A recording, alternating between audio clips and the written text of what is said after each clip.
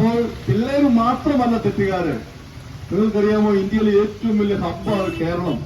കഴിഞ്ഞ ദിവസം 2 കറുത്ത വർഗ്ഗക്കാരൻ കൊണ്ടുവന്ന് 1.5 കോടി രൂപയുടെ കൊക്കൈൻ അവന്റെ വയറ്റിൽ ഒളിപ്പിച്ച് ഗുളികപ്പരുവമാക്കി കേരളത്തിൽ കൊണ്ടുവന്നവന് പിടിക്കപ്പെട്ടു 2 പേര്. ഞാൻ ചോദിക്കട്ടെ, ഇത് വാങ്ങാൻ ഇവിടെ ഉള്ളതുകൊണ്ട് മാത്രമാണ് ഈ സാധനങ്ങൾ വരുന്നത്. അതുപോലെ നമ്മുടെ മറ്റുള്ള സംസ്ഥാനങ്ങളിൽ അനേകം കഞ്ചാവും മയക്കുമരുന്നും എല്ലാം നമ്മുടെ കേരളത്തിലിടയ്ക്കാണ് ഒഴുകുന്നത്, വേറെ ഒരു സ്ഥലത്തോട്ടും പോകുന്നില്ല. അങ്ങനെയാണെങ്കിൽ നമ്മൾ കൊച്ചുപിച്ച അടക്കം അപ്പനും അമ്മയും എല്ലാം അവരെ എപ്പോഴും ശ്രദ്ധിച്ചുകൊണ്ടിരിക്കേണ്ട കാര്യമാണിത്. മക്കൾ സ്കൂളിൽ പോകുമ്പോൾ വരുമ്പോൾ അവരുടെ കൂട്ടുകാർ ആരാണ്, അവർ എന്ത് ചെയ്യുന്നു എന്ന് മാതാപിതാക്കൾ അന്വേഷിച്ച് അവരുടെ പുറകിൽ നമ്മുടെ ഒരു കണ്ണുണ്ടെന്നുള്ള ഓർമ്മ നമുക്ക് വേണം. അല്ലെങ്കിൽ നമ്മുടെ മക്കൾ തെറ്റിപ്പോകും. ബഹുമാനപ്പെട്ട കറുപ്പള്ളി സാറ് പറഞ്ഞതുപോലെ ഇവിടുന്ന് അനേക മക്കളും ഇന്ത്യയിൽ നിന്ന് പുറത്തു പോവുകയാണ്.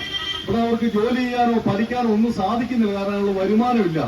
ഇപ്പം വാസ്തവം പറഞ്ഞു കഴിഞ്ഞാൽ സർക്കാരിന്റെ പൈസ ഇല്ല. സാറ് പറഞ്ഞത് വളരെ കറക്റ്റാ.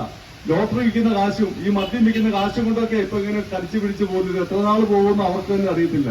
എന്നാണ് എനിക്ക് പറയാനുള്ളത്. ഇങ്ങനെ സായാഹ്നകരണം നടത്തിക്കൊണ്ട് മാത്രം കാര്യമില്ല.